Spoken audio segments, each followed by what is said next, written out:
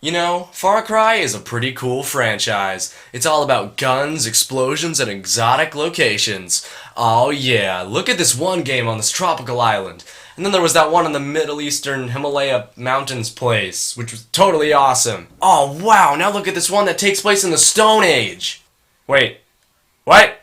Well, they definitely got the exotic locations part right.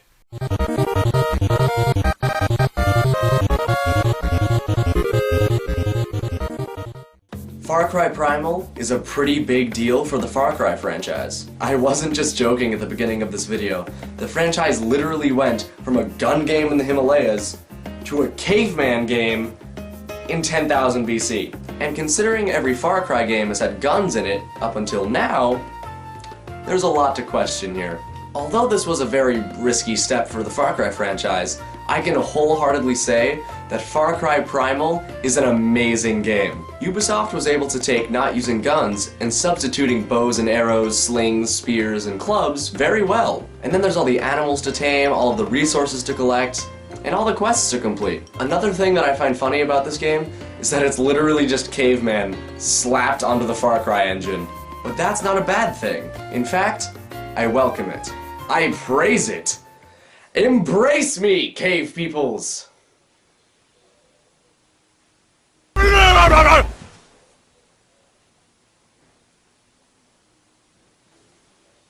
What was that? Before we can get an understanding of why we need all of these animals and all of these resources, let's take a look at the story. The main protagonist is a caveman named Takar, who is trying to lead the people of Wenja to a land called Oros. However, part of his tribe isn't exactly doing so hot. Then you explore a little and find a cave woman named Scylla. She takes you straight to the land of Oros. She tells you that all of the Wenja people have scattered because of the flesh-eating Udam and the Masters of Fire, the Azila. The main goal of the game is to find and retrieve all of the people of Wenja and allow your tribe to become strong and rise up above that of the Udam, the Azila, and the dangers of nature itself so they can survive and thrive. It's an overall simple story, but it's complicated enough being in a time when all people really had in the ways of fun was this. Just this. And who knows, maybe if we get enough people in our tribe, we can have everybody banging sticks on logs. Next, I want to talk more about Scylla? Scylla! Oh my god, are you okay? I think you might be under some form of enchantment. It was you, wasn't it, Tensei? You and your voodoo drugs. Just kidding, Tensei. That was some good stuff. Manny? Manny, is that you? No, please don't go! In all honesty though, Tensei and Scylla are really cool characters to have at your village. There are so many other characters that allow you to unlock more skills and the like later on, but Tensei and Scylla are really the most important and the most influential. I mean, without Tensei, you couldn't go on a drug trip and tame an owl. Transitions for the win, boy! There are so many animals to find out in Oros. Everything from a dhole to a cave bear can be tamed by unlocking certain skills. Then there's everyone's favorite, the badger. I don't even need to justify this. A badger. A tiny mammal not even bigger than my torso that can absolutely destroy a bunch of dudes. Absolutely vicious. What makes all of the animals cool though is that each one has different abilities. For example, wolves and dholes are good for looting and gathering items, and wildcats are more on the stealth side. Don't even get me started on the rare black equivalents of the animals. They are stronger than the normal animals, and they are most importantly resistant to fire entirely. They are also just cooler. I mean, anything that looks and lurks like a shadow is pretty cool. Like Shadow Mario, Shadow Mewtwo, and, well, Shadow.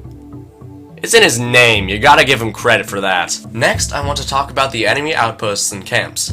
Some of them are easy, and some of them are so hard that you can't walk 2 feet without getting the alarm signaled and getting yourself caught on fire. Okay, the Udam are the easiest targets. Usually there are like 3 guys just kind of chilling by a campfire and they're just like, what happened? But the Azila? Oh god, the Azila. Let's just say they aren't called Masters of Fire for nothing. And let's also say that the bears are OP. The only problem with them is that you have to unlock different skills to efficiently use one. One for taming them, and one for riding them. Oh yeah, the skills, shoot! There are a lot of different abilities to unlock, and they really help.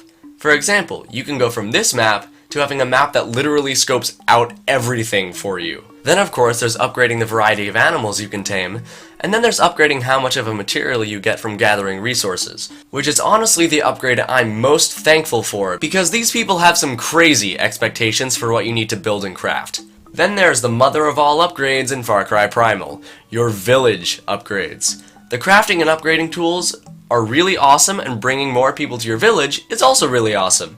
But building the huts for your tribesmen, oh lord. You just spent your last boar skins on upgrading your bait bag? Well, now I need 8 of those, 12 reeds, 2 mammoth skins, and 10 North Blackrock, please. Yeah, sure, I'll get back to you on that after a couple of in-game decades. At this point in human evolution, I'll be dead by the time I get that done. Wait a minute. There's one thing I forgot to mention about this game. How surprisingly unexpected everything is. Would you like me to elaborate?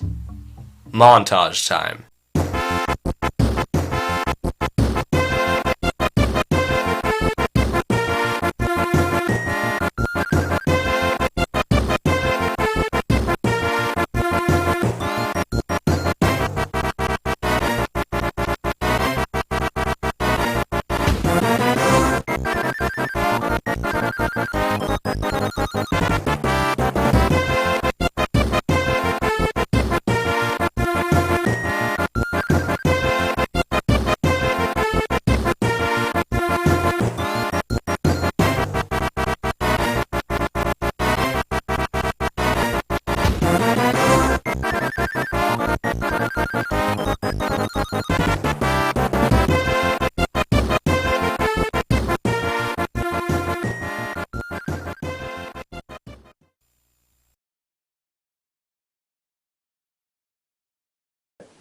That was Far Cry Primal.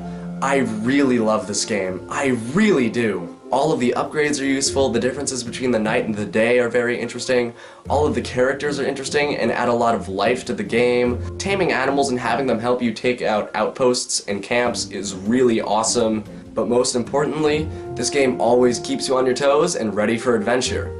I'm just happy all the surprise eagles didn't ruin my fun. What was that noise?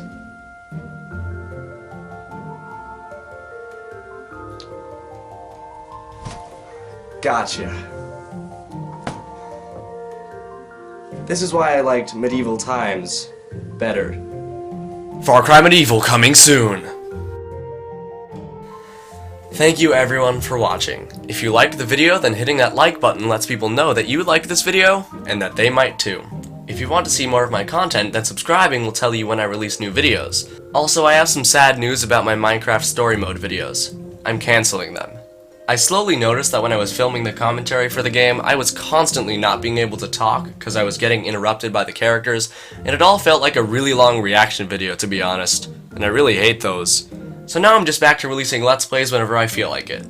However, I do a lot of gameplay videos with my friend Deadlypaper Gaming over on his channel, so if you want to see more stuff like that, then consider checking out his channel. I'll leave a link to it in the description. Yet again, thank you all for watching, and I will talk to you all later.